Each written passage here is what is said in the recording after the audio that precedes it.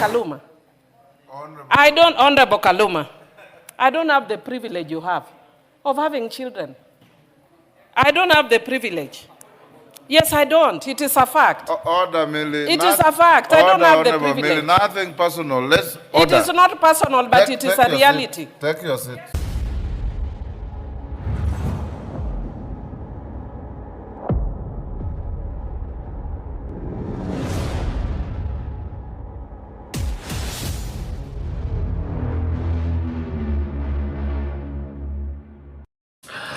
A very good evening and welcome back, ladies and gentlemen. Thank you very much for your greatest support. Now, fellow Kenyans, if there is one thing that I do believe, I normally believe that you can't joke with someone's health condition.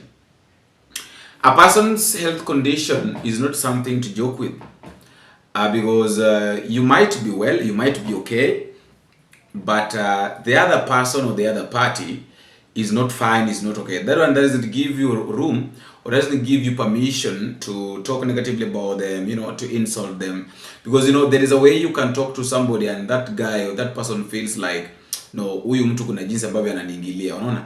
Kuna jinsi ambavyo huyu mtu ananiongelea, ananizungumza vibaya ama something like that. So in this video, I want us to talk about something that happened in Parliament between Peter Kaluma together with Millicent Odhiambo. And before we get deeper into this discussion, I would like us to listen to Millie Odhiambo speaking, and then I come back so that we can talk about it. Listen to her. Mr. Speaker, thank Honorable Kaluma for bringing that motion, but wish to oppose it for the following reasons. Mr. Speaker, this bill was actually a bill that was given priority according to the rules of this House, because it was passed in the last Parliament. Mr. Speaker, you do realize that we are only about 1.5 years away. This bill has been here unduly long. And Mr. Speaker, part of the reason that it's been here unduly long is because we went for harmonization, and that harmonization has taken unduly long. Mr. Speaker, this bill was before the House last week. Honorable Kaluma was not around. I was around. The committee, we sat before the committee. We agreed on some issues. We did not agree on some issues. For those who were in the House last week, even my own amendments, or even the ones I opposed against the committee, passed against my wish. But it's not a matter of life and death, even if the things I wanted didn't pass. Mr. Speaker, this is assisted reproductive technology bill. It is not the bill that is being used to take people to heaven. If it was a bill to go to heaven, then we must make sure it is absolutely clean. But this is a bill for earth. And on earth, there are processes. One of the processes is Senate. And some of these issues that are being said here are not really major. Let it go to Senate. Let them go to Senate if you are not filibustering. And Mr. Speaker, whether we like it or not, I can tell you this, that this bill will come for mediation. Why? Because people have different views on different issues. Even there are some that the Senate which will bring that I will not agree with, that Honorable Kaluma will not agree with. So it will definitely come again for mediation. I would want to encourage Honorable Kaluma that let the bill go to Senate once and for all. This bill has been here too much. It is not controversial. And just for record, Mr. Speaker, this is the third Parliament this bill has come. In the first Parliament, when I brought it, it was supported 100%. The answer can bear me out. There was no opposition to this bill. Why? It's an innocent bill helping men and women who cannot have children. Mr. Speaker, men and women like me who don't have children, I'm even happy and I thank Kaluma for bringing it so that I can congratulate my stepdaughter on the floor of the House because she's getting married the day after tomorrow. And that's the reason I will not be in the House, and I requested you that I put this bill. Mr. Kaluma, Honorable Kaluma, I don't have the privilege you have of having children. I don't have the privilege. Yes, I don't. It is a fact. Order, Millie. It is a fact. I don't have the privilege. Millie, nothing personal. Let's order. It is not personal, but it is a reality. Take your seat. Just take your seat, Honorable Millie. Honorable Millie, you are my very good friend and I know you very well. I know your situation and we are friends and we even talk and laugh about it. Let's not veer into what looks personal. Just address the issues he raised and convince the House. If they agree with him, we will recommit. If they don't agree with him, we'll dispose of the matter. But don't digress into what looks like something personal between the two of you, or he has and you don't have, or you have and he doesn't have. Honorable Ichungwa has told me there are many other things I have which he doesn't, so I withdraw that. So I withdraw that, Mr. Speaker. And Mr. Speaker, having withdrawn that, Yes. I just want to urge the House that legislation has to come to an end. We can't legislate for eternity. This bill needs to come to an end, for goodness sake. Let this bill come for third reading. Let it go to Senate. Let Senate consider it. They will either pass it or they will keep it as they kept it in the last 3 parliaments. I will still come back and I will push it because it's my life's purpose to be a voice of the voiceless in this House. And I will not stop, Mr. Speaker. Thank you, and I urge the House to oppose that motion by Honorable Kaluma. That is Millie Odhiambo talking about the issue of ART. Now, what is this ART technology? ART in full means the assisted reproductive technology, whereby this technology is a medical method which is used to help people to have a baby or have babies when they cannot conceive naturally. Of course, we know very well that there are those people who cannot conceive naturally. So this one is just an artificial way of making people conceive or get children, and more so women, because men cannot get. So it happens in men too, but mostly it normally occurs in women or female in women's body, because this thing is done kwa mili ya wanawake sana sana. I want us to understand something, and I want us to understand what this ART means. Of course, I've told you that it's just one of the ways, or one of the artificial ways of making people get children, those who cannot conceive naturally. So it's just an artificial way of making them have children. Now, it involves handling eggs, sperms, or embryos outside the human body. You see? To help a woman get pregnant. That is why now you see, I've told you that it's done mostly on women. It's just one of the ways of making women conceive. Now, there are different examples of ARTs that we have in our country and in the health sector. There are around 6. Number 1, we have got the in vitro fertilization. I want you to understand this thing. We have got the in vitro fertilization, whereby the eggs and the sperms are put together in a lab to form an embryo, then placed in the woman's womb. Number 2, we have what is known as the intrauterine insemination, whereby the sperms are taken, whereby the sperm is placed directly into a woman's uterus. Number 3, we have got the ICSI, whereby a single sperm is injected into an egg to create an embryo. Number 4, we have got the egg or sperm donation, whereby there's the using of another person's eggs or sperm to help someone conceive. And the 5th one is surrogacy. I think majority of people understand surrogacy, how it works, whereby another woman is conceiving a child on behalf of another woman who cannot conceive, who cannot carry it. And then the last one, we'll go the embryo freezing, whereby they store embryo for future use. Now, what is the main purpose of doing this, the ART?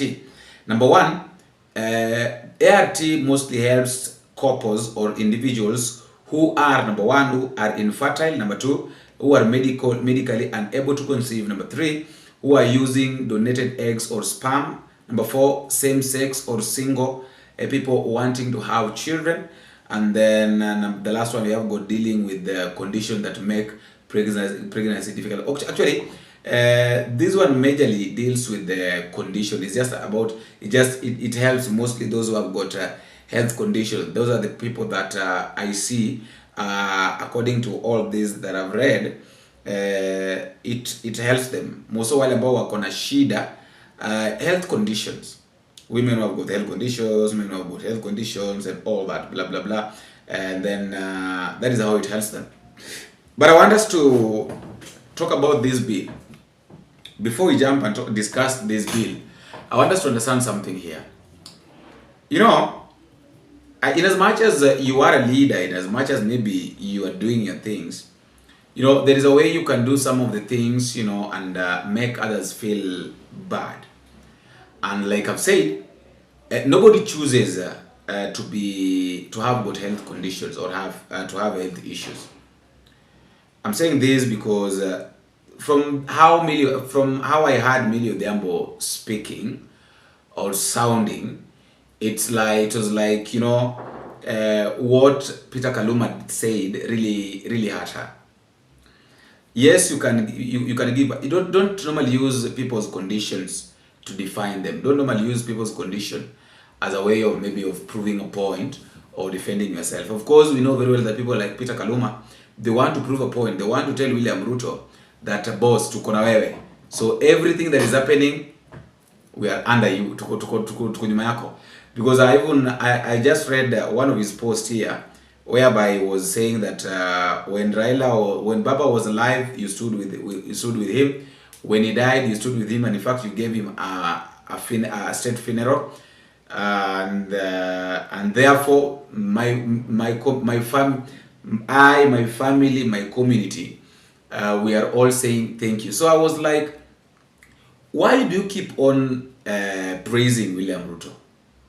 Kaluma, why do you keep on praising William Ruto? You know, in as much as you are praising William Ruto, there is one thing I believe.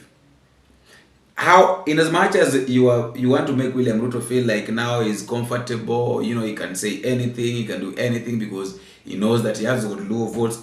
You have to understand something, that you are not the person who is going to vote. You are not the person that is going to vote. So there is no need. I do say that politicians, most of those who are coming from the same region, there is no need of fighting each other. Why are you fighting each other? Okay, why are you fighting each other? If you are asked that now, why are you fighting your brother? Why are you fighting your sister? Why? Don't you know that same person that you are fighting, that same person that you are fighting can help you politically, financially, spiritually, physically? Instead of fighting them, why can't you work together? Why can't you walk that journey together? Because if people decide today that they're not going to re-elect you, they're not going to elect you, you can do nothing. Whether unaweza ukarukaruka juu, ukapigia Ruto kelele, ukamwambia Ruto iko hivi na hivi, but it's nothing. It can't add any value. So these guys should learn how to treat others. Treat your brother, treat your sister with a lot of humility, with a lot of love, a lot of care. Millie Odhiambo is saying that I'm not privileged to have got some of the things that we're having, because she can't give. But yes, she got married, but she has not been in a position to get a child. So when such bills are taken to Parliament, bills that can at least can give them hope, why do you try to diminish it? Why do you try to make it look like they don't deserve it? Now, this is what this bill is saying, and the purpose of this bill. The purpose of this bill are two. Number one, the bill is supposed to provide the regulation of assisted reproductive technology to prohibit certain practices in connection with the technology to establish reproductive directorate. Also to make provision in relation to children born of assisted reproductive technology processes and for connected purposes. Number two, its stated objects include, number one, the framework. I just want us to understand what is in the bill. I was just looking at it here. Number one, the objective of the bill provides a framework for protection and advancement of assisted reproductive, the ART, services for every person. Number two, it creates an enabling environment to reduce infertility and subfertility in Kenya. Three, the bill ensures access to quality and comprehensive ART services in line with the right to health under the Constitution, Article 43(1), Section A. The key provisional highlights: number one, there are some main features of this bill, of this ART bill. Number one, the bill establishes a new body whereby it assists directorate under the supervision of the cabinet secretary.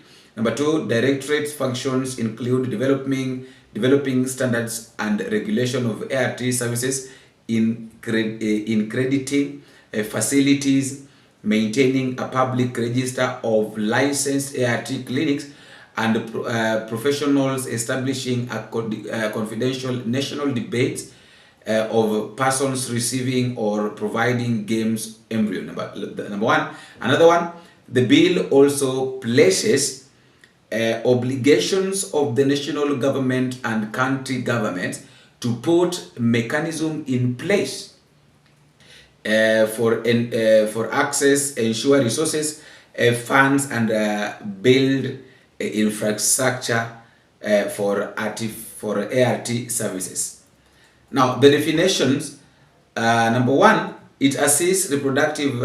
It assists in defined broadly fertilizations in laboratory dishes of processed sperms with processed eggs from an ovary or not fertilization in completed in the laboratory. Number two, the bill applies to all processes of facilitated human facilitations, fertilizations undertaken outside the human body, whether or not the processes is complete outside the body.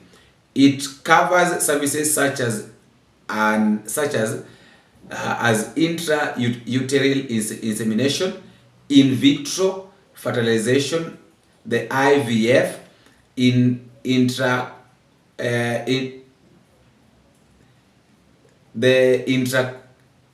intracytoplasmic sperm injection, the ICSI, cryopreservation of gametes, embryo gamete and embryo donation or surrogacy. I think I've talked about that. And then the last one is the right or consent. Now, the reason why this bill is important is because it gives every person the right to access the highest attainable standard of cost-effective services. Number two, the bill also ensures that intersex persons also have access to ART services. It also gives informed and written consent is required of all parties before providing ART services, and consent must include what should happen in case of death or incapacity of any of the parties. The last one, the children born through ART will have the same right as children born through sexual intercourse. And then there must be prohibition and safeguard whereby the bill prohibits certain practices, e.g. using human reproductive materials without donor's consent, removal after death without consent, placing non-human embryos or gametes into a woman using gametes from minors, commercial trade in human gametes or embryos. And then the last one, it sets penalties for offenses like the fines or imprisonment for contravening the provisions. And then the last one, ART clinics and the provisions must be licensed.